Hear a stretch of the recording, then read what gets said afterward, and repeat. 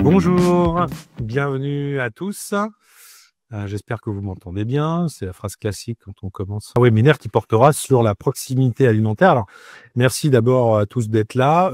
Oui, très rapidement, je vais pas présenter les gens. Donc, David, mon associé, qui est évidemment notre spécialiste du retail, je pense que vous connaissez un peu. Bonjour, c'est ça. Voilà, Frédéric, qui travaille avec nous sur la partie enquête depuis 15 ans et qui évidemment connaît parfaitement toutes ces questions-là. Laurent, que vous verrez tout à l'heure, Laurent Guardiola, qu'on connaît aussi depuis un certain temps puisqu'on s'est connus à l'époque chez Circana avec David, avec Laurent, et qui est le fondateur de Julienne et qui nous apportera son regard sur l'ensemble de ces questions. Et votre serviteur, moi le président de Parabellum, qui va faire le gentil animateur de cette session.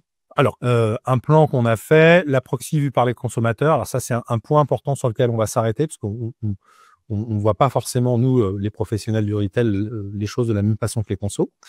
Évidemment, les grands drivers de la proxy, alors beaucoup d'entre vous les connaissent évidemment, mais voilà, ça fait du bien d'être dans une logique de confirmation. Quelques surprises, alors parfois ce sont des demi-surprises, mais des choses qui nous ont interpellés. Un focus sur les supermarchés et le discount, puisque vous le verrez, alors on spoil un peu le truc, mais c'est vraiment le format qui a le vent en poupe. Et puis le temps d'échange avec Laurent et avec vous sur les questions. Alors juste 2025, c'est l'année de la proximité chez Parabellum, comme on a eu d'autres années sur le drive ou le bio, etc. On a 3 phases de R&D qui sont en train de se dérouler, une phase de diagnostic et d'audit avec cette enquête quanti et puis une étude de géomarketing sur la stratégie des enseignes qu'on est en train de réaliser. Une deuxième phase qui est déjà mise en route, qui est la partie prospective. Donc nous, on est en train, nous en tant qu'experts, de faire un vrai store tour de l'agence sur ces concepts-là, Paris-Province. Et une enquête quali. Alors justement, cette première enquête quanti va aussi nous amener des éléments pour nourrir cette phase qualitative de table ronde avec les consommateurs. Et puis une troisième phase pour ceux qui le souhaitent, alors qu'on a déjà fait avec un certain nombre d'entre vous, qui est vraiment travailler sur le concept enseigne, votre concept enseigne, avec des enquêtes complémentaires, un plan de développement, etc. Alors ça s'appuie sur une offre qui existe déjà, qu'on a lancée il y a pas très longtemps, Scan Proxy. Alors, j'ai vu qu'il y a un certain nombre de clients qui sont là, qui nous écoutent, qui ont déjà fait cette étude-là. L'idée, c'est notamment pour les indépendants, de travailler sur leur zone de chalandise hyper ou super et travailler sur la détection d'opportunités proxy dans leur zone de chalandise. C'est ça, pour élargir leur part de marché. Voilà, leur part de marché d'enseigne. Et puis, l'étude de marché, rapidement, audit et optimisation de concept. Pareil, on l'a fait avec un certain nombre d'entre vous. Et le plan de développement, un grand classique. Alors, les thèmes abordés, je vais pas aller, vous l'aurez dans le mail, je vais pas aller, voilà, c'est du classique, on sait bien faire. Les comportements, les motivations, les non-clients, les attentes, les intentions, les formats, la synthèse, etc. Tout y est. On a cette étude, c'est à peu près une centaine de pages d'analyse et de chiffres. Pour une quarantaine de questions environ, voilà, sur le sondage. Alors, la proxy vue par les consommateurs. Alors, ce qui est intéressant là-dedans, c'est que nous, comme je le disais en intro, on a une certaine vision de la proximité qui est assez liée au format et aux enseignes. Mais en fait, c'est beaucoup plus que ça, puisque c'est vraiment un mélange de distance au plein de vente. La proximité, c'est à côté. Mais la façon de considérer que c'est à côté par les consommateurs alors pas qu'elle nous a surprise, mais elle est vraiment à prendre en considération. Et puis, notamment, cette notion de fonction commerciale de proximité. Donc, Frédéric, par rapport aux questions, on a eu des répondants qui nous ont un peu emmenés finalement sur des terrains un peu plus larges que ce qu'on pensait. Ouais, tout à fait. On le voit sur la partie droite. On a des réponses à la fois sur de l'hypermarché, par exemple, le H&M qui est à hauteur de 6%, du HD, des Super S, Super Plus. Effectivement, on est sur des réponses qui sont assez variées finalement, et on aurait pu imaginer quelque chose de plus condensé. Donc là, il y a effectivement une ventilation assez intéressante et qui est liée par rapport à ce que tu disais, Antoine, à la fois cette proximité physique, mais aussi la proximité liée aussi au format. Donc c'est ces deux éléments qui font qu'on a une variété quand même dans les formats fréquentés. Et une proximité aussi qui se traduit particulièrement même pour différents types de magasins, parce qu'il y a la proximité ensuite qu'on va voir grâce au parcours client, à l'expérience client. C'est pas seulement être proche, en réalité. C'est comme ouais, tout à fait. Donc c'est ce combo-là qui est assez intéressant. Voilà, par exemple, quand on a eu quand même, alors on a eu 6% d'hyper, mais ça fait quand même 60 personnes. Voilà, alors dans les questions, on précisait la proximité, supérette, supermarché de proximité. Voilà, certains clients, ils sont à côté de l'hyper et c'est aussi une fonction, et notamment aussi sur la pause méridienne, on en parlera, qui est un élément stratégique important pour les hyper, puisque on est à côté d'un hyper dans une zone commerciale et une zone de bureau. On On utilise aussi l'hyper à côté comme circuit de proximité. Alors, les grands drivers. On va peut-être s'arrêter là-dessus. Quand même, 82% de notre panel fréquente la proximité. Alors, ce qu'ils considèrent être la proximité, on est d'accord, hein, à 8 Français sur 10, surpris par ce chiffre, gros chiffre. Alors, on n'a pas mis dans les surprises parce que ça nous semblait assez, mais finalement, c'est quand même assez haut, quoi. C'est quand même assez haut, oui, parce que c'était la cible qu'on privilégiait. On pensait qu'on aurait plus de difficultés à les obtenir. Et puis finalement, on a eu 82%, dont 18% qui déclarent ne pas fréquenter l'enseigne de proximité. On précise bien supérette. Enfin, on était parti sur l'idée du format. Et donc c'est un chiffre élevé. Hein, c'est quand même 8 Français sur 10, au moins qui ont mis au moins une fois le pied dans une enseigne de proximité, et souvent très récente. Hein.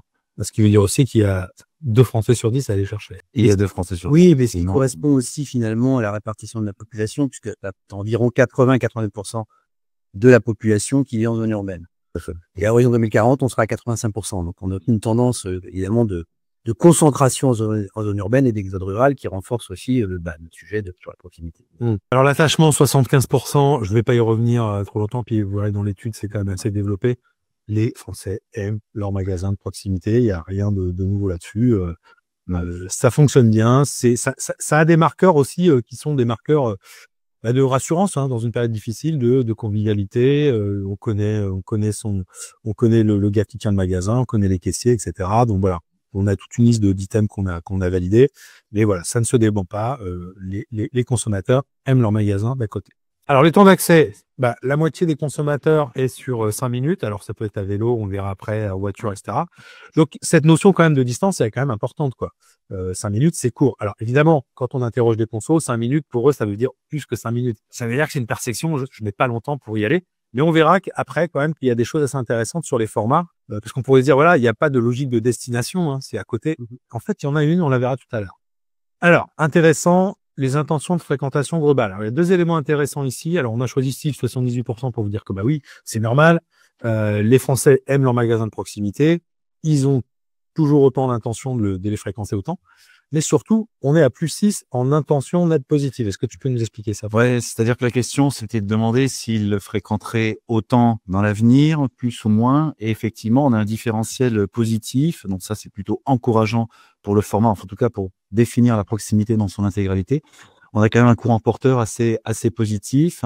Et ça, c'est quand même un élément rassurant, hein, avec effectivement les difficultés que connaît le pays. Et là, il y a des perspectives qui sont pas forcément toujours roses. On a quand même là un élément aujourd'hui sur la proximité positif, avec une intention nette positive de 6 points. 6 points positifs. Et alors là, justement, ces fameux plus 6 points, en fait, il y a des trucs, je m'aperçois, on aurait pu le mettre surprise aussi, tu vois. C'est ça. Mais bon, c'est un fait. C'est un fait parce que tout le monde le sait. Je veux dire, il y a pas voilà. On est à +6 d'intention positive sur fréquenter plus le format, et sur le format hard discount, on est à 11%, c'est-à-dire qu'on est au double. On est à plus 11 points, effectivement, d'intention nette positive. Donc, on est sur un courant encore plus porteur, hein, plus porteur que la moyenne observée. Et c'est le plus élevé, hein, de tous les formats qu'on a vus, hein, dans les premières slides. Et qui pèse un plus 11. Donc c'est le format entre guillemets qui est le plus plébiscité, en tout cas sur lequel on se projette positivement sur l'avenir. Ce qui est assez logique finalement, parce que ça traduit plusieurs éléments. L'inflation est passée par là, hein, en ça autre. On verra, oui, et sur les peut-être les efforts des enseignes qui sont derrière, en tout cas qu'on met dans la case hard discount, dans l'image prix et dans le positionnement de celui-là. Des efforts de modernisation de leur concept et d'ouverture de leur concept aussi au plus grand nombre. Bon, voilà, on voit que ça a l'air de fonctionner. Et avec des augmentations de surface aussi, bien sûr. Enfin, tu vois. Alors, les enseignes les plus attendues, on va pas tricher, Lidl, Leclerc, Aldi. On a été moi j'étais un peu surpris par Aldi, j'avoue, qui était assez présent en fait. Hein, mais surtout, Fred, c'est qu'en fait, c'est loin devant en fait. C'est rien détaché, c'est un triptyque qui se détache. Ouais. C'est impressionnant. C'est ça. En plus, c'est un peu différent parce que pour Lidl et Aldi, ils sont déjà présents. Ouais. Mais peut-être que tu as une attente de personnes qui attendent peut-être plutôt encore en cœur urbain. Leclerc n'y est pas. Donc, tu as aussi une attente de ce que tu n'as pas. Hein, parce qu'il y a signé un peu de ça et c'est intéressant de le mesurer. Et ça rejoint ce qu'on disait juste avant. Voilà, avec des images prix, des positionnements de prix, ils sont forts. Bon, Lidl, Leclerc, Aldi, on voit bien qu'on est aussi sur ce triptyque. Ouais. Bon, 73%. Bon, après, le prix, ça fait 20 ans qu'on sait que c'est un driver. Mais là, c'est un enjeu. Alors, évidemment, il y a le prix, il y a l'image prix, il y a ça suffit pas de faire ça. Ouais, c'est ça. C'est-à-dire qu'en fait, il y a un travail à faire là-dessus. qui est fondamental. Alors effectivement, dans la logique de dépannage, on se posait moins la question, c'est-à-dire que c'est peut-être ça qui est un peu particulier, c'est-à-dire que on avait avant dans nos enquêtes conso, les gens trouvaient que c'était plus normal de payer cher sur un circuit qui va dépanner, etc. C'est ça. Qui est en centre-ville. Là, ça devient un élément finalement dans le panel de choix qu'on a de fréquentation, qui devient un élément ultra différenciant, même sur des dépannages. Et quand tu es en ville et sur des zones urbaines, tu as des profils CSP+, par exemple, plus importants, plus représentés. Aujourd'hui, on le voit dans toutes nos enquêtes, toutes les franges de population nous parlent de prix. Et pour compléter, effectivement, dans l'étude, alors là, on n'en parle pas en détail, mais on a des approches aussi par taille de commune. Et on observe que cet indicateur est aussi élevé dans les grandes agglos que dans les petites, même en ruralité ou dans les petites agglos. Si, on en parle dans l'étude, pas là, mais. Là, oui, on en parle. On développera pas, ce serait trop long, mais effectivement, il y a aussi cet indicateur qui est très élevé. Alors, rapidement, image, prix, efficacité, convivialité, c'est vraiment ce qui ressort, l'enseigne idéale. Alors, il y a aussi la notion de notoriété qui est importante. Ouais. Pourquoi? Parce qu'elle est porteuse, on le voit, il y a un élément de validation de ces éléments-là par l'enseigne. Ouais, ce qui est C'est-à-dire que le concept, il transpire dans l'imagerie, dans l'image que s'en font les clients, ce qui est logique. Mais c'est peut-être moins le cas sur la notoriété, on le verra un peu plus en détail derrière, mais effectivement, la notoriété, l'image enseigne, elle compte quand même beaucoup dans ce format proxy, dont on aurait pu imaginer que c'était peut-être un peu plus en retrait, cette notion de notoriété, de connaissance enseigne. C'est beaucoup moins le cas, et là, on a pu l'observer dans l'étude. Alors, les quelques surprises qu'on a, ou demi-surprises, on en a déjà parlé, mais en fait, ça se recoupe sur pas mal de points. C'est le format HD, donc on va peut-être pas juste peut-être un chiffre qui est intéressant, un autre chiffre qui est intéressant, et le format hyper. Parce que le format hyper ressort, et deux, parce que le format discount ressort. Peut-être sur le format hyper, David. Ouais, sur le format hyper, déjà on peut parler, mais c'est un petit peu ce qu'on disait tout à l'heure, c'est-à-dire qu'encore une fois, un hypermarché, au-delà de son format en tant que tel, peut remplir des fonctions de proximité et être utilisé en termes d'usage par des clients pour cette raison. En particulier le midi, on a beaucoup de clients qui nous ont sollicité dernièrement sur comment je repositionne mon rayon snacking. Des clients repères, tu veux dire? Ouais, comment je repositionne? Est-ce que j'en fais une vraie zone? Une vraie zone marquée en tant que telle, marketée, etc. Il y a des vrais questionnements là-dessus, des vrais enjeux. Toujours on sait que pour aller chercher effectivement toutes ces populations qui travaillent, il y a plein de façons, en tout cas pour l'hypermarché, d'être considéré comme de la proximité à un moment donné par certains clients. Donc voilà. Tu as eu des questions sur, je pense ça comme ça, mais genre du shop-in-shop même un concept, tu vois, snacking, je sais pas, le client qui serait dans la galerie, tu vois. Et ce genre de questions peuvent se poser. Justement, les questions, c'est que je le mets dans la galerie ou est-ce que je le mets dans la galerie? C'est le genre de questions qui nous est posé, tout à fait. Et je pousserai dans le magasin et qu'attendent les gens et que, on n'a pas les mêmes ressorts sur une population qui vient de son domicile et sur une population qui vient de son lieu de travail. C'est pas les mêmes réponses non plus. Non, mais pour compléter ce que dit David, effectivement, sur cette notion de midi 2, parce qu'elle apporte pour l'hypermarché aussi la possibilité de faire des courses, complémentaires, de ne pas être juste simplement une pause méridienne, une pause repas midi. Et donc, elle est effectivement, c'est un enjeu. Nous, on est quand même pas mal sollicité sur ces questions-là. Ça reste un enjeu quand même important. Et ça apparaît quand même dans cette étude. C'est pas majoritaire, mais c'est quand même présent. Donc, ça a son importance. Alors, une chose dont on va parler après, mais ça l'introduit ici, et je me permets de faire cette remarque-là. Tu m'avais dit, effectivement aussi, la notion de magasin principal. Oui. Sur le HD, c'est plus de la moitié des clients considèrent que c'est un magasin de proximité et que c'est leur magasin principal. 52%. C'est quand même, tu vois, c'est un peu le double avantage, quoi. Je cumule l'intérêt de la proxy, la cote d'amour, la facilité, la praticité, et en plus, je fais toutes mes courses là-dedans. Alors, je sais pas, en plein, si tu te souviens du chiffre de ceux qui faisaient l'ensemble de leur plein sur le circuit. On était assez élevé, ouais. C'est pour ça que là, on a mis format HD pour que tout le monde comprenne de quoi on parle, mais en réalité, c'est un magasin de proxy comme les autres. Ouais. Oui, sauf que, avec des différences. Le fait que 52% dans le champ en magasin principal, c'est presque 10 points de plus que les autres, quoi. C'est dans le champ des possibles. Alors, on vous a mis quelques extraits qu'on vous enverra, qui sont des données. Je vais pas commenter tous les tableaux, mais voilà. Alors, les déplacements, je vais aller vite, Il y a juste trois éléments. Les déplacements doux, les transports en commun et le discount en destination. Alors, ce qui a été surprenant, c'est 46% des gens qui ont à pied, à vélo, alors, notamment, c'est pas exclusif, hein, Non, c'est pas mais qui va poser une question sur le maillage, sur les accès, sur la façon dont finalement on gère ça. Ce qui est pas toujours, moi sur le store tour que j'ai commencé à faire, ce qui est pas toujours hyper satisfaisant, honnêtement, notamment sur la partie vélo, c'est parfois anecdotique, parfois mal foutu. Enfin, il y a sur les accès piétons, tu vois, même la circulation piétonne dans les petits super ou les hyper de proxy, où on a des parkings, c'est pas hyper bien fait. hein, c'est Ouais, c'est même un peu dangereux. Donc là, il y a des questions qui se posent. Transport en commun, 6%. Alors là, moi, hyper déçu. Honnêtement, je pensais que c'était plus. Alors après, on il n'y a pas des transports en commun partout, mais on avait des Parisiens a des Parisiens, on a avec le bio un peu plus militant qui est à 13%. Donc voilà, c'est une volonté de l'utiliser. peut faire le lien. On peut faire le lien. Et sur le discount, c'est intéressant parce que là, effectivement, les gens sont là, c'est proximité, c'est un magasin comme les autres, sauf qu'en fait, je suis prêt à faire 3, 4, 5, enfin le double de temps pour y aller. Donc tu cumules l'effet proxy sympa et en plus un petit effet destination. Là, c'est quand même pas mal. C'est vrai que ce format ressort nettement de l'étude sur pas mal de points, tu précises. Ouais, j'ai l'impression d'assister un peu beaucoup là-dessus, mais c'est vrai que c'est. Il y a l'intimidation, il y a tout de même aussi la rareté. Voilà, ils sont pas non plus présents sur ils n'ont pas le territoire d'autres enseignes, hein, il y en a pas partout. Mais effectivement, on est prêt à faire beaucoup plus de temps de déplacement que la moyenne. Donc ça montre effectivement la force de ce format à travers ces résultats.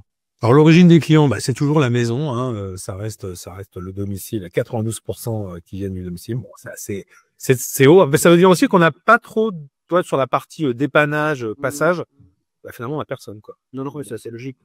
Parce que l'utilisation de midi, c'est ce qu'on dit après, c'est voilà, tu viens pas faire tes courses, c'est une autre utilisation. Ouais. Alors la surprise, elle vient pas de là, elle vient de l'inverse de cette valeur-là, qui est la pause méridienne dont on a parlé. C'est extrêmement faible. Ça veut dire aussi que sur les zones, notamment les zones de bureau, les zones de travail, etc. Alors, le télétravail fait qu'on vient plus de la maison aussi, mais finalement, il y a un enjeu là. Tout le monde cherche des parts de marché, un demi-point, un point, etc. Est-ce que c'est pas finalement un élément à aller chercher aussi, quels que soient les formats d'ailleurs, d'en faire un truc un peu stratégique? Il y a eu plein de tests, plein d'essais, et puis même au-delà de tests et d'essais, des réalisations là-dessus, avec des espaces, certaines antennes qui consacrent 20% de l'espace de vente effectivement à ça. Bon, c'est un vrai enjeu en tout cas, et je pense qu'il y a encore plein de travaux à mesurer, à tester sur le sujet, parce que oui, c'est un vrai enjeu pour capter cette clientèle-là, pour évidemment la fidéliser ensuite, si tant est qu'elle habite pas loin de son lieu de travail. Non, mais de toute façon, on sait très bien que sur la partie quali qu'on va faire à Nagis, c'est un élément vachement important, quoi. Donc, on va travailler évidemment là-dessus pour creuser cette veine un peu plus. Parce que les espaces snacking, donc, quand même, dans beaucoup de magasins, c'est pas dingue. Hein. Non, c'est pas là. C'est ça aussi, quoi. Il y a juste peut-être une précision, on était à 7% quand même d'exclusifs venant du travail. Hein. Donc, c'est effectivement assez faible. Ouais, c'est assez faible. Alors, la proxy en magasin principal, c'est important. Ça se développe. C'est-à-dire que vraiment, c'est une envie. On considère déjà en magasin principal, alors quand on est sur des plus gros formats, plutôt des super moins super plus, ce qui est pas illogique, hein. Mais tiens, on a le chiffre qu'on cherchait tout à l'heure. 24% déclarent effectuer leur plein complet, avec alors seulement 8% dans ce qui est pure supérette. Mais ça peut augmenter. 30% dans le format HD. Par contre, le bio, on reste quand même dans une logique un peu complément. On va chercher du bio dans le Certiséo. Pas pour les aficionados, ça on le sait, hein, mais globalement un peu plus là-dessus. Sur la globale population, effectivement, on est plus quand même sur du complémentaire. Mais voilà, on a le chiffre de 44% et on a vu tout à l'heure le chiffre des HD à 52% en magasin principal. Donc ça montre effectivement ces tendances lourdes aujourd'hui. Et le facteur clé de la fidélité, donc le fait que son proxy devienne un magasin principal, c'est le prix, quoi. C'est-à-dire que les gens, vous verrez dans l'étude, qui nous disent voilà, qu'est-ce qui ferait que ça deviendrait votre magasin principal, bim, c'est le prix, quoi. Alors ils nous parlaient d'alignement sur les prix de l'hyper, on parlait d'urbanisation, de concentration, etc. Le Covid est passé par là aussi, hein. On a redécouvert ce magasin de proxy, évidemment. Une succession de crises, quoi. Donc ça c'est extrêmement important. Donc c'est pas étonnant, et du coup des magasins plus importants deviennent eux des magasins d'appoint presque, en fait, en réalité. Ouais. C'est vrai que j'y vais pour aller chercher peut-être des compléments ou des offres que je ne trouve pas dans le magasin de proxy. Mais oui, pour beaucoup de cette population qui est concentrée effectivement, vraiment très très urbaine, c'est un magasin principal. Oui, bien entendu. Oui. Et sur une tranche d'âge aussi, les tranches d'âge qui sont un peu plus jeunes, c'est encore plus marqué. Ouais, bien sûr. Voilà. Après, sur Paris aussi, t'as pas forcément le choix. Il n'y a pas un hyper tous les 4 mètres. Donc voilà. Alors les raisons de fréquentation. Alors il y en a plein. Ouais, dans l'étude, on a testé beaucoup de choses évidemment. Il y a une chose qui nous a surpris. Alors surpris, oui et non, on va dire. C'est les services en fait. C'est-à-dire que dans l'élément de raison de fréquentation et dans l'attractivité, bah, les services, 5%, très faible. Alors, c'est vrai que je me rebranche sur mes store tours. Bon, il y a des fois des trucs, honnêtement, ça sert à rien, quoi. C'est-à-dire qu'on a mis des trucs pour mettre des trucs. On a alors, c'est pas que des services, c'est même des façons de présenter les produits. Voilà, la rôtisserie, le machin qui fait la machine à jus, le truc, etc., la hot dog, le truc, dont la plupart d'ailleurs sont assez mal tenus, enfin, les trucs de jus de fruits. Ça nécessite un rot, tiens, Donc c'est pas que les services, en fait, là-dedans, en fait, hein, c'est aussi, c'est autre chose. Mais par contre, il y en a qu'il faut avoir. Relais colis, 20%, c'est-à-dire qu'on est x4, quoi. C'est une tendance lourde. C'est une tendance lourde, mais ça veut dire aussi que maintenant, si tu l'as pas, Bah, c'est compliqué. c'est-à-dire que tu vas spécifiquement choisir de dire dans quel magasin je peux aller retirer mon colis. C'est une occasion d'achat. Et j'en discutais avec avec mon magasin de proximité, moi qui est un Carrefour City, dont je connais bien le patron qui est un copain. Et il me dit ouais, nous ça nous amène vraiment du business, quoi. Alors une fois que c'est stabilisé, ça devient des clients plus fidèles, mais parce que tu rentres, parce qu'en même temps tu vas acheter un truc, etc. Donc c'est un vrai vecteur de. Mais c'est intéressant de fidélisation et de service. parce que effectivement, encore il y a pas si longtemps, j'en discutais avec un responsable d'enseigne. Qui savait pas me dire ce qu'apportaient justement ces services en termes de fréquentation et les clientèles. Ce qui est un peu dommage. Il faut pas que ce soit une espèce de boîte à service où on veut cocher toutes les cases. Encore une fois, comme on le disait tout à l'heure pour le snacking, parce que là on se perd et en fait on a des trucs. Voilà, on décrit les services parfois de partenaires, de chaque partenaire qui amène toute sa publicité sur le jeu de vente et on n'y comprend plus rien. Ouais. Donc, faut toujours faire attention, c'est pourquoi on fait les choses. Non, mais ça, t'as raison. Dans mon store tour, les PLV des industries, des partenaires, à un moment, tu te dis, mais qu'est-ce que ça fait là, quoi? Je me suis retrouvé quand même avec une PLV de isotonnerre dans le surgelé, quoi. Oui, je pense qu'avec là, qu'il y avait de la place. Alors, c'est logique si c'était des gants et des bonnets. Bon, mais bon, c'est vrai que parfois, il y a un peu un alignement de trucs qui est pas. Quelques limites. Ouais, le cross-merch a ses limites, ouais, c'est clair. Et puis, la notoriété, c'est-à-dire que vraiment, il y a une reconnaissance a priori de ce que porte en termes de convivialité, de prix, de service, le concept qui est énorme. Alors, j'y vais parce que c'est Lidl, j'y vais parce que c'est Inter, j'y vais parce que c'est Leclerc. Ouais, parce qu'on avait peut-être moins dans la proxy il y a quelques années. Aujourd'hui, ça compte. Hein. Mais peut-être parce elle a aussi été à un moment, ça n'était pas le cas, mais depuis 10 ans, ça a été vachement plus conceptualisé avec des marqueurs beaucoup plus forts. Et de conceptualisation qui rend plus visibles les marqueurs et qui les rend, alors quand c'est bien exécuté, qui les rend réels dans la tête des clients et qui savent à quoi s'attendre quand ils vont dans telle ou telle enseigne. Hein. Que c'est supérieur à 50%, hein, c'est-à-dire que c'est le côté, je sais pourquoi je vais là. Et puis, on voit, alors tu l'as dû le voir dans ton store tour, des adaptations aussi de certaines enseignes à leur quartier. Ouais, bien sûr. Ça, c'est intéressant. C'est-à-dire qu'on sait qu'il faut s'adapter à sa zone de chalandise, etc. Il n'y a rien de nouveau à ça. Mais c'est encore plus poussé de certains qui s'adaptent vraiment à leur quartier, à leur rue, en allant beaucoup plus loin dans le développement de leur concept. Je pense à certains carrefours qu'on a pu visiter. Ouais. Enfin, voilà, ça, c'est intéressant également. Parce que quand c'est bien analysé, ça marche. Ouais. Je pense à l'Inter de Montmartre aussi. Magnifique magasin. Alors, il y a aussi le fait que, en milieu urbain, des contraintes de bâtiments qui sont quand même monstrueux. Donc, ça veut dire il faut que tu dois jouer aussi avec ça. C'est pour ça que c'est pas forcément facile de développer un concept quand on n'est pas dans la fameuse boîte avec le parking, quoi. C'est pas la même chose. Mais voilà. Donc, cette notoriété, c'est-à-dire qu'il y a des marqueurs d'enseigne. Et là, je pense aussi qu'à pub joue un élément important. Je pense qu'il y a eu des enseignes qui ont un peu sous-investi et qui ont peut-être perdu un peu une certaine clarté d'image. Enfin, ouais, sous-investi ou parfois mal investi d'ailleurs. Oui, ou mal investi. On a travaillé il y a peu de temps sur tout le parcours client justement avec tous les items de communication sur le lieu de vente, lesquels sont vus, perçus, servent ou desservent. Il y a un peu de travail quand même. Parfois il y en a trop en fait en réalité et tu les mets pour les mettre encore une fois parce que ça fait partie du concept, ça fonctionne. Ouais, bien sûr. Je pense notamment aux écrans. Tu te souviens, on a travaillé sur les écrans Fred aussi, hein, il y a quoi, il y a longtemps, il y a 10-15 ans, sur les premiers écrans. Alors maintenant, on en met partout. On a travaillé. Mais là, tu vois, justement, je reviens à mon store tour, j'ai beaucoup d'écrans et ça sert à rien en fait. Il y a pas de projet sur c'est-à-dire la communication numérique n'a pas de projet. Et donc, d'abord, on les voit pas forcément, etc. On se souvient des fameux du magasin ultra connecté. C'est super, c'est les gadgets, mais enfin, je suis quand même là pour faire mes courses. J'ai mes enfants qui vont rentrer de l'école, etc. À un moment, je suis pas là pour. Ce que rappelle l'étude, hein. Tu vois, en parlant de relais colis, en parlant de prix, de proximité. Enfin voilà, faut pas trop s'évaporer finalement. Que ça a du sens, mais du bon sens. Est-ce que ça va faciliter la performance du point de vente? Enfin, c'est toujours pareil. Le consommateur, bien sûr, il veut une expérience client, mais enfin, il veut surtout, il est là pour faire ses courses, c'est ça. Sauf qu'il a pas le temps de se perdre dans tous les sens et qu'il passe une heure dans son point de vente. Il peut pas passer une heure d'ailleurs. Alors, les non-clients. Ouais, on avait. Quand même, donc, On a dit 82, donc 7 de Français sur 10 qui ne fréquentent pas. Alors évidemment, d'abord, il y en a pas partout de la proxy, mais voilà, est-ce que tu peux nous en parler un peu plus?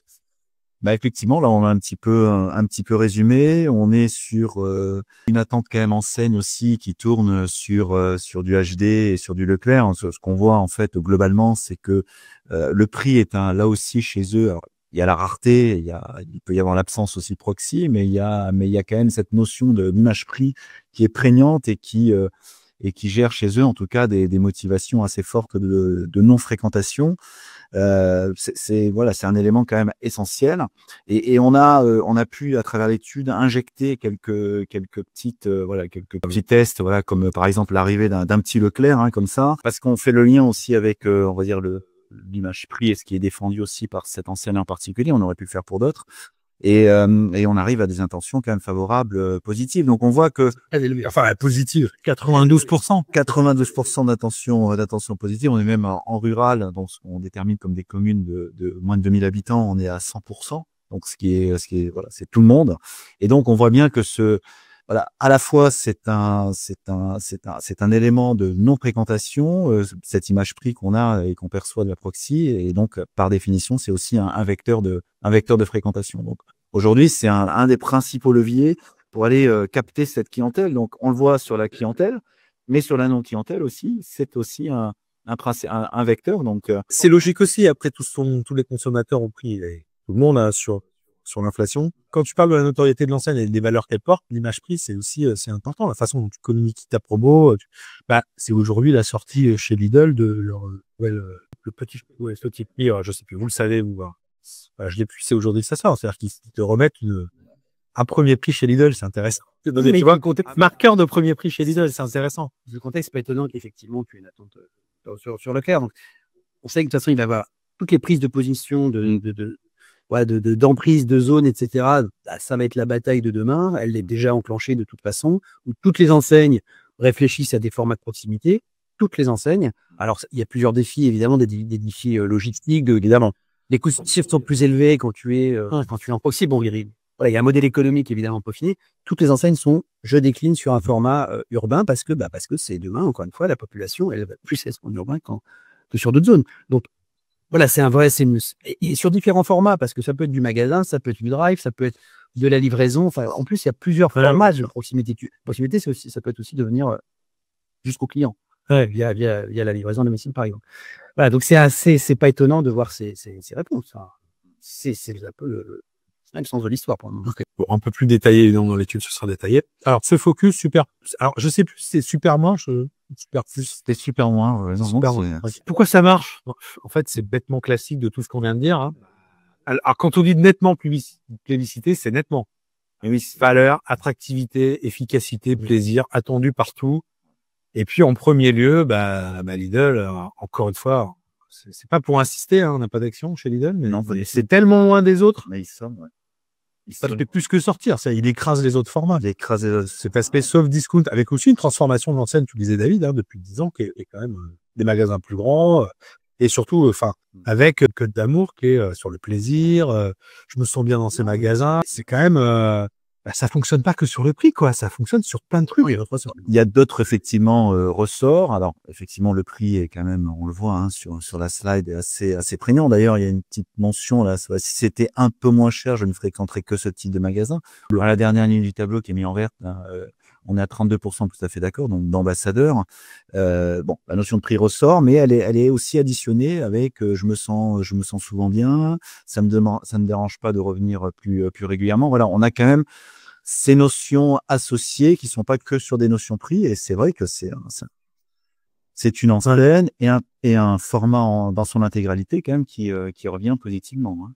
Merci. Alors, on va s'arrêter un peu là pour mais on a quand même nous identifié quelques pistes déjà. Alors, c'est pas que effectivement, ce n'est pas uniquement grâce à ces chiffres aux chiffres de cette étude. On travaille en ce moment sur l'ensemble des phases de notre R&D sur le format proxy, et puis toute notre expérience et nos échanges avec les clients. Est-ce qu'il y a des éléments? Alors, j'en ai noté quelques-unes qu'on a évoquées ensemble, mais est-ce qu'il y a des éléments, des pistes à creuser? Alors, on a parlé de la pause méridienne pour les hyper, mais pour les autres aussi d'ailleurs, qui est importante. C'est quoi l'hyper-urbain de proximité? Ça, il y a vraiment une question là. Est-ce qu'il y a une taille idéale? Est-ce qu'il y a des choses comme ça? On a parlé des services. Qu'est-ce qui est utile? Qu'est-ce qui est pas utile? l'essentialité de l'offre, hein, à quoi il doit Ouais. se fixer, sur quoi il doit se fixer. Bah, alors évidemment, le prix, on va forcément parler, parce qu'on l'a vu, c'est un driver énorme, même si bon, la lecture qu'on en a, elle est assez simple. Je vais peut-être essayer de plus comprendre les mécanismes. Il défocus sur les flags et sur le snacking, évidemment. Oui, toutes les raisons de venir, quoi. Alors, un élément qu'on n'a pas évoqué dans ce questionnaire-là, mais qu'on va plutôt parce qu'on les connaît bien, mais qu'on va plutôt travailler en qualif, c'est les programmes de fidélité. Donc là, il y a la question quand même qui se pose. Parce que évidemment, les marges de manœuvre sont peut-être un peu moins grandes en C'est assez intéressant d'ailleurs ce sujet-là. On a été sollicité il y a peu de temps là-dessus. Il y a plein d'enseignes qui se posent des questions.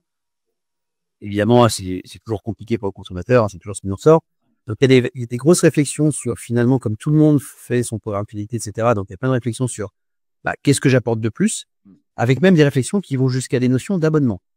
On a beaucoup de réflexions sur comment aller au-delà d'un simple rapport transactionnel pour être aussi sur un rapport serviciel où tu vas apporter dans ton abonnement ou dans ta fidélisation, tu vas récompenser en fait ton client, pas que par des euros, par de la promo, etc., mais par d'autres éléments comme, je sais pas, tu participes à l'abonnement de ta salle de sport, enfin je dis n'importe quoi, hein, mais voilà, d'avoir une autre relation. Et ça, on a testé pas mal de choses là-dessus. Il y a des choses qui sont intéressantes, qui commencent à émerger.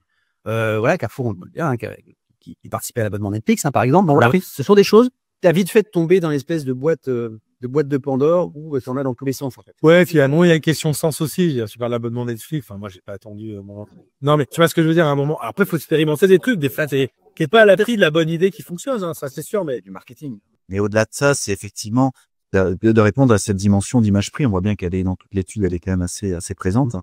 Et c'est une autre façon d'aborder le prix à travers un abonnement où on a des accès, on a des pourcentages sur les prix, le MDD ou toute l'offre, etc. Donc cette réflexion, elle est aussi ancrée sur ce qui ressort.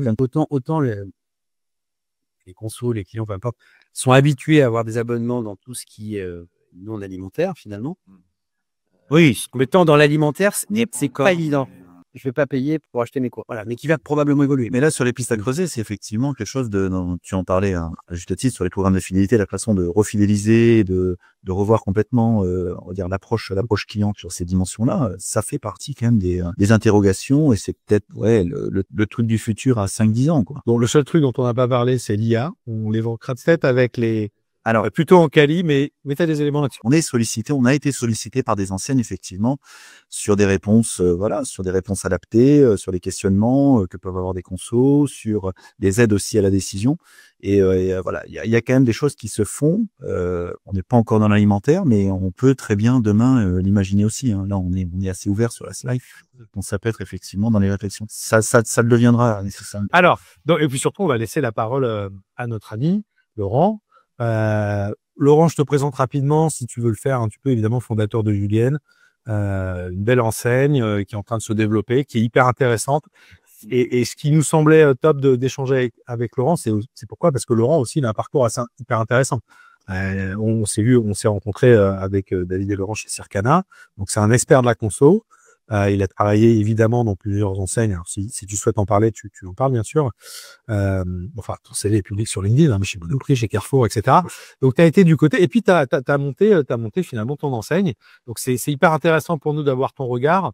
Moi, j'avais noté trois points. Alors, tu choisis d'aborder ou pas. Hein, voilà, c'est les nouveaux concepts de frais primeurs, parce que évidemment, tu es à fond là-dedans avec Julienne. Cette notion de passage à l'échelle aussi, parce qu'aujourd'hui, il y a assez peu de nouvelles enseignes qui émergent. Il y en a quelques-unes. Mais voilà, ce passage à l'échelle est compliqué. Et puis de l'autre côté, toi, en tant que épicier de quartier, primeur, est-ce que tu as des enseignements, des tips à donner aux enseignes nationales? Alors vas-y, si tu veux les tacler ou les encourager, c'est le moment. Donc on va te passer la parole. Donc bonjour, déjà merci pour l'invitation. Je suis ravi de pouvoir échanger sur ce sujet qui me passionne, à la fois la distribution alimentaire et la proximité en particulier. Donc effectivement, j'ai un parcours très grande distri en vous ayant connu d'abord effectivement chez Circana ex-IRI.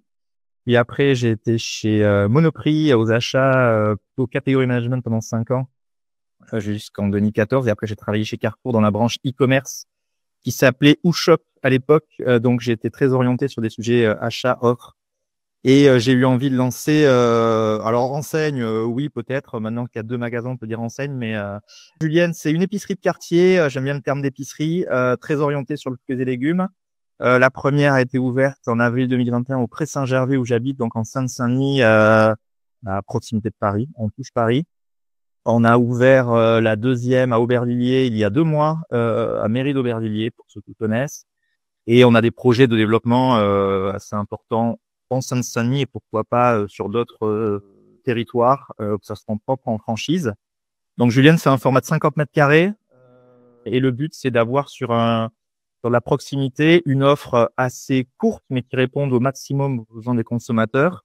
Beaucoup sur du produit frais puisque 50% de notre chiffre d'affaires, ce sont des fruits et légumes. Du produit frais avec beaucoup de plats cuisinés. On parle de la pause méridienne, hein, donc on a une offre de pause méridienne assez importante qui permet d'adresser la plupart des moments de consommation et complétée par des produits frais, de la crèmerie, de la viande, de l'épicerie sucrée, salée, du vin, avec une ADN autour de l'inspiration. C'est-à-dire que l'objectif, c'est de dire comment on arrive tous les jours. Et donc, là, dans le côté proximité, moi, ce qui me parle beaucoup, c'est le fait qu'il y ait une fréquentation hyper importante et pour beaucoup de clients quasi quotidienne. Je me rappelle chez Monoprix, le slogan à l'époque, il y a 10 ans, c'était vivement aujourd'hui.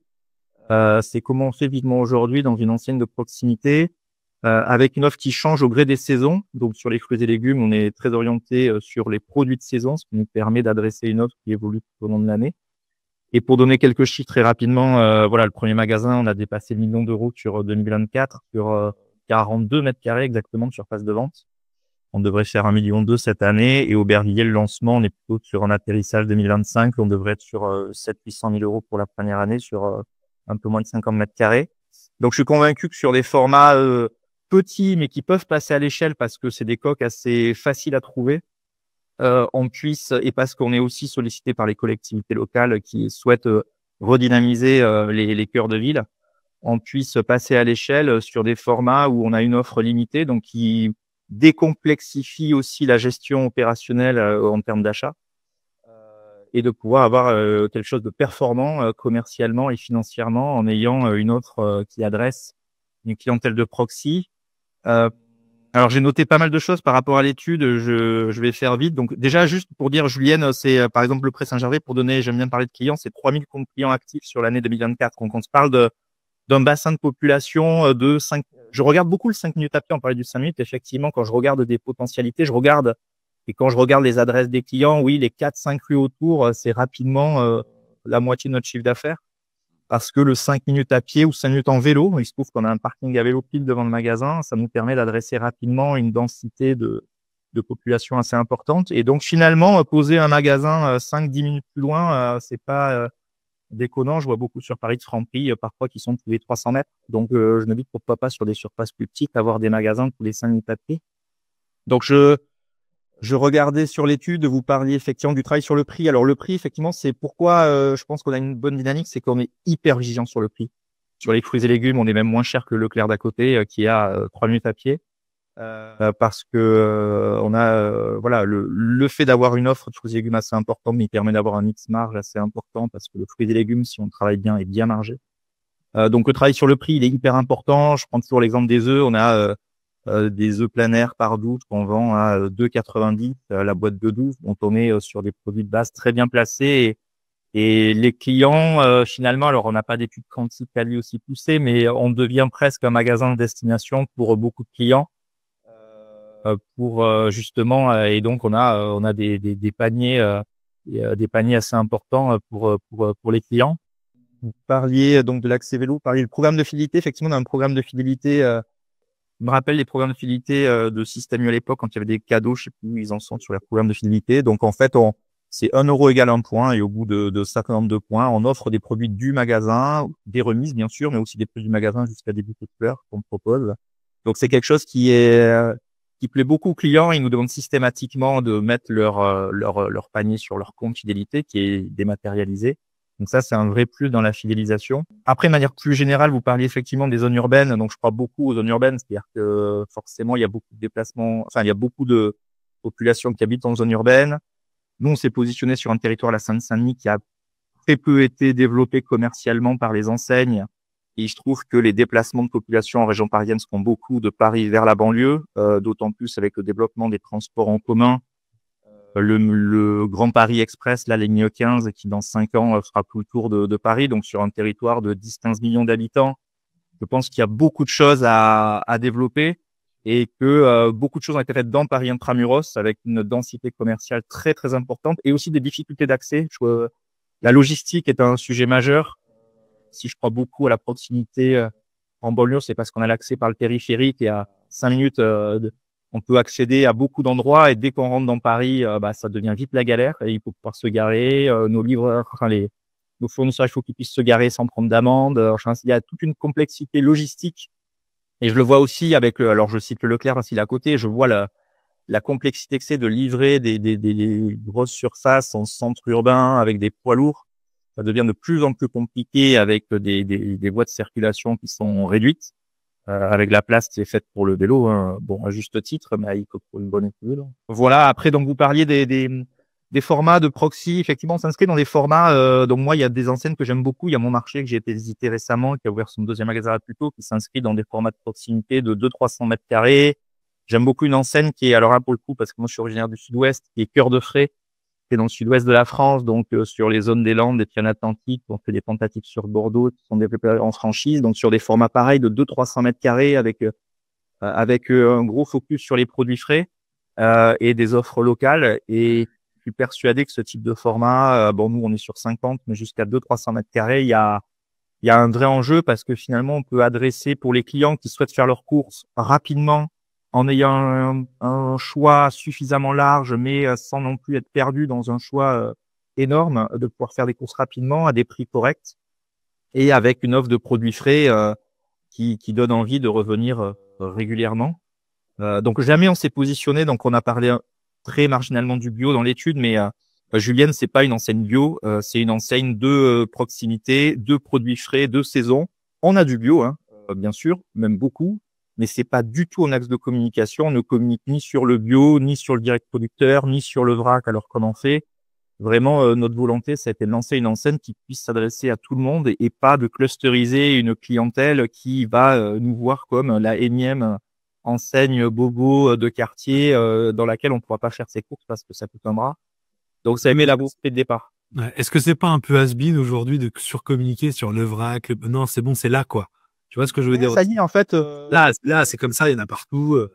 C'est dire la promesse, c'est faites-vous plaisir avec l'offre qu'on a et les prix. Et après, si vous êtes vraiment un addict, un militant du bio, il y a des enseignes spécialisées pour ça et très bien. Donc on se positionne pour, et moi je crois beaucoup. Alors après, forcément, c'est des convictions que je porte depuis que j'ai lancé, c'est de dire, je pense qu'il y a une place pour de l'ultra proximité comme on le fait.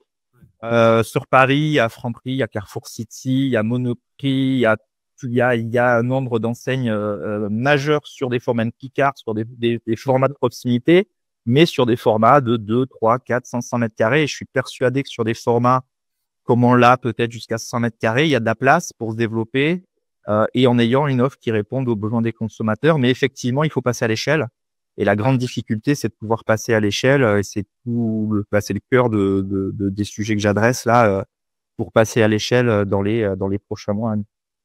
Est-ce que tu crois, je trouve ça le sujet passionnant, est-ce que tu crois dans ce passage à l'échelle aussi qu'il y a un certain nombre d'entrepreneurs de ce commerce de proximité qui ont créé des trucs hyper positionnés, hyper bien, mais qui n'ont pas envie de passer à l'échelle non plus, quoi, tu vois, enfin, de se dire, voilà, j'ai mes 3-4 magasins dans Paris, j'ai pas envie d'en avoir 50, je veux pas me développer, mon objectif, c'est, à côté, un peu, si tu veux, je fais ce qui me plaît, et puis peut-être qu'un jour, je ferai autre chose, quoi. Il y a, tu vois, la notion un peu de développer le truc pour arriver à aller conquérir le monde, entre guillemets.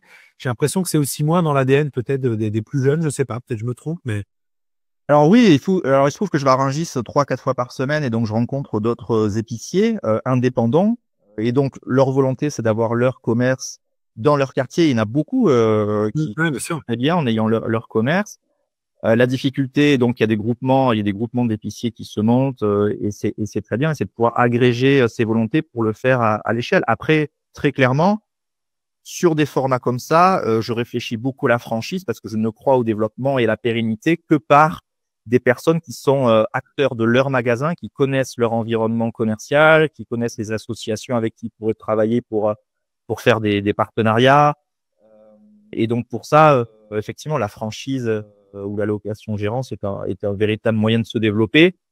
Je vois des enseignes, je ne citerai pas, qui sont développées sur 5, 10, 15 magasins en région parisienne et je sens que ça peut plafonner parce que finalement, dans le point de vente, il y a moins, ça reste après des étudiants ou des salariés avec peu d'expérience et qui n'ont pas forcément l'envie de faire vivre le magasin. Et donc, il faut pouvoir effectivement avoir des responsables associés dans chacun des points de vente. Et c'est là-dessus que je pense que le passage à l'échelle peut se faire, c'est en étant certain d'avoir des patrons, quoi. des patrons ou patronnes dans leur magasin. Ouais. C'est intéressant ce que tu dis parce que souvent, quand on est sur l'analyse stat des data de plein d'enseignes, on clusterise souvent intégré, franchisé. Bon, en termes de performance, il n'y a pas trop de débat, quoi. Effectivement. C'est ce qu'on pense. Ouais, bien, c'est sûr. Alors, pour finir, parce que c'est une question, quel conseil, toi, quand tu vois les enseignes nationales, justement, qui déploient sur des centaines de magasins, etc., ça m'intéresse d'avoir un peu ton avis là-dessus. Alors justement, tous ceux qui essayent ils ont raison de le faire, hein, de trouver un positionnement, de le clarifier en prenant des marqueurs de la proximité, parfois de manière un peu maladroite, ou dans des magasins, d'essayer aussi de faire. Bon, moi, j'ai vu par exemple beaucoup de bars à quelque chose. Bon, j'ai vu une cave à saucisson uniquement avec du saucisson emballé industriel. J'ai rien contre ça emballé industriel, mais avec une logique de cave à saucisson, tu vois, très proximité avec des trucs en bois et dedans, cellophane et tout. Le machin, ça marche pas. Tu comprends l'intention, mais peut-être qu'il faut pas le faire, tu vois, j'en sais rien, mais d'essayer justement de créer cette proximité à l'intérieur du magasin avec les produits, avec cette sensation de c'est à côté, avec tout ce que ça draine en termes d'image, tu vois, et c'est pas forcément L'image et le contenu aussi. il a réussi, quoi. Alors, on voit qu'ils essayent, mais est-ce qu'il y a des erreurs fondamentales pour toi qui sont faites, ou est-ce qu'il faut pas essayer, ou qu'est-ce qui serait intelligent d'aller piquer chez vous? Alors, tu n'es pas obligé de te le dire, mais Non, c'est pas tant le piquer là. En fait, quand j'étais chez Monoprix, alors j'ai été beaucoup marqué par la culture Monoprix, c'est une enseigne que j'ai adorée. C'est que Monoprix est finalement un des plus petits distributeurs en termes de taille, et donc il y avait un choix à faire sur l'offre. C'est-à-dire qu'à un moment, on est très vite tenté d'élargir son offre, et j'ai l'impression qu'on revient un peu là-dessus, heureusement. Même quand j'étais en e-commerce où on voulait avoir dans un entrepôt 30 000, 40 000, 50 000 références, mais qu'à un moment, le premier travail, c'est d'arriver à avoir la bonne offre, quitte à faire des choix drastiques en termes de réduction d'offres. Alors parfois, il y a des corrélations entre offre et performance. Je suis pas si certain que ça, et que je pense qu'à un moment, la facilité, c'est d'élargir son offre. Donc finalement, et notamment sur les produits frais, ça veut dire gérer de plus en plus de démarches. Et alors qu'à l'inverse, si je reprends ce que je connais, en ayant moins d'offres, ça nous permet d'avoir des performances à la référence, mais bien plus importantes que le moindre supermarché, même voire hypermarché pour les restes concernés, en termes de VMH.